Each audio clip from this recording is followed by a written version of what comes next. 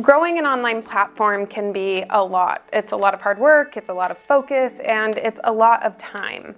I've spent 2 years here on YouTube. It's now my full-time job, and I want to talk to you about how you can set goals and strategies that are manageable as you grow your own platform. I have 5 steps that I applied as I was growing my own platform that I found to be really useful, and I hope you find them useful as well.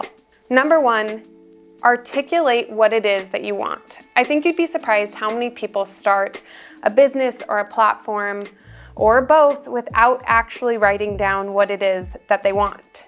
Do you want to build a community? Do you want to sell something? Do you want to teach people? Do you want to make courses? Do you want to write a book? Do you want to inspire people? What is it? What are the top level goals of what you want? Once you have those, take those 2 to 3 long-term, big picture goals and break them down into micro goals. Actionable steps that you can take to actually get there. It will be a lot more digestible and feel a lot less overwhelming. Having these written down is going to allow you to go back to them and make sure that you are on track, you're not getting sidetracked, you're not getting distracted, you are on track to accomplishing those big picture goals. Number 2, do not get distracted by the shiny thing. I'm gonna say it again because I needed to hear it so badly when I started. Do not get distracted by the shiny thing. This is advice I gave myself as I was getting started, and it's still advice that I turn to even now. There are so many things to get distracted by when you're trying to become a digital creator, and those things, those rabbit holes that you can go down can feel really good and really productive, especially when you're just in the tedious process of like those grueling long hours that feel like they're not amounting to anything, but really it's slow and steady, and they are. It can be really tempting to give in to the shiny distractions. Those videos that are like, oh, how I got 10,000 followers overnight, or this is how you can shortcut your process to becoming a successful YouTuber.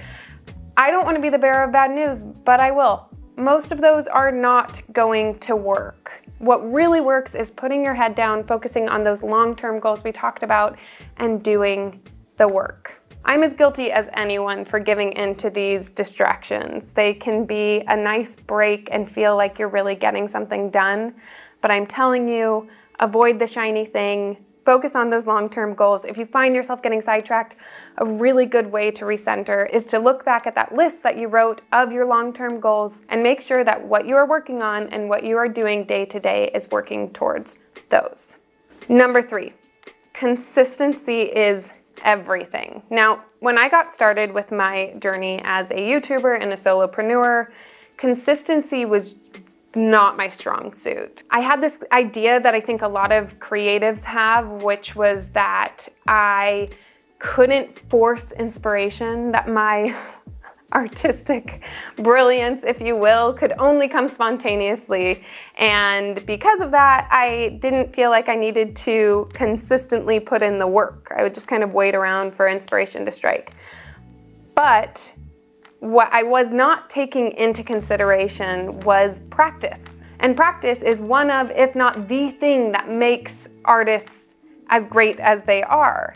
And practice needs to be consistent. So consistency in both churning out content, but also practicing, honing those skills that you're developing is key. And I'll take it a step further in saying that consistency with your schedule, consistency with your time that you are putting in, all of those are essential. As cliche as it sounds, this is a marathon, it's not a sprint. It really is going to be about putting in that day-to-day work and creating consistently, providing your audience with consistent content. Once I realized the very obvious now importance of practice, I started to commit myself to a consistent work schedule as well as a consistent content calendar. I at first was committing myself to 2 videos a week. I eventually slowed that down to 1 video a week so I could focus on scaling other parts of my business. But that consistency, the consistency of shooting and editing and writing and getting on camera was key in accomplishing my goal of growing a platform. Number 4, take project management seriously, even early on. There are so many options out there when it comes to project management software. You have Trello and Monday, Asana, etc. There's so many.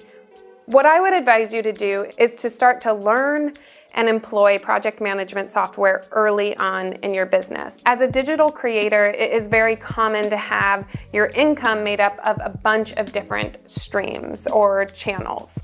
And because of this, it can be really, really easy to let things fall through the cracks. And if you're thinking right now, like, no, I've got it all up here, it's not that much anyway, you're wrong. And if you're not wrong now, you're gonna be wrong when your business expands beyond your mental list-making capabilities. And I am saying this as like the queen of mental lists. In my business alone, I have my Instagram content calendar, my YouTube video schedule, my monthly newsletter, and that is just the tip of the iceberg. Implementing project management software and practice early on is going to help you as your business scales and those to-do lists become longer and longer. Project management software can be used in a myriad of ways, whether it be building out your content calendar or keeping up with day-to-day to-dos, like making sure you're getting back to those emails or engaging with your community. However you use it, it can be a wonderful way to have visually in front of you all of the things you need to be doing to stay focused on the task at hand, which is growing your platform. An added bonus is it's something to check off. It can be really easy to get lost in the maze of the never-ending to-dos of being a solopreneur.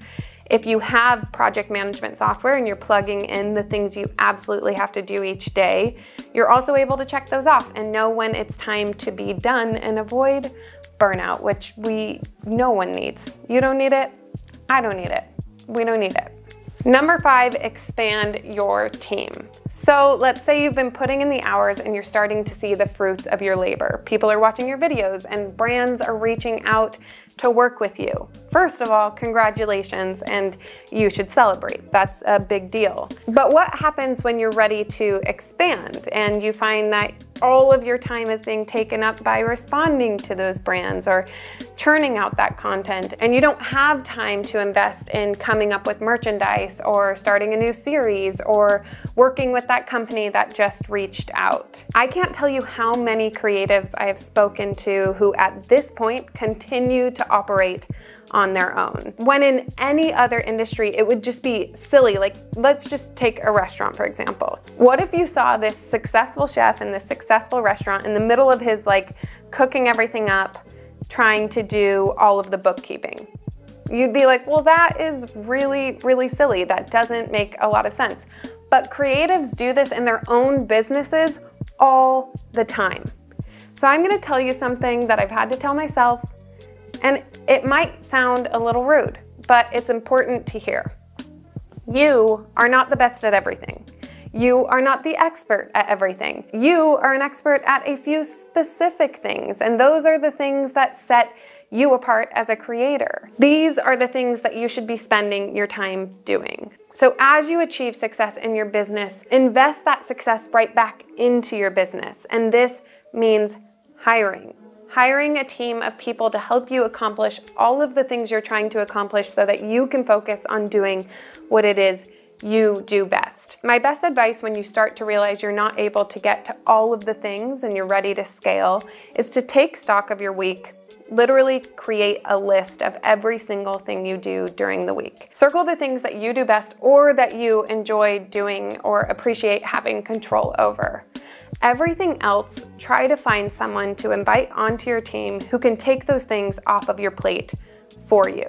That way you two can work together to make sure that all of your goals are being accomplished. I hired early on, practically as early as I could financially justify it, and it has only had positive impacts on my business. There's only so much that you can do on your own, and there's no award that goes to anyone for doing it completely alone. So as you scale, when you start to see that it's too much for one person to handle, trust that and bring someone else in to help you.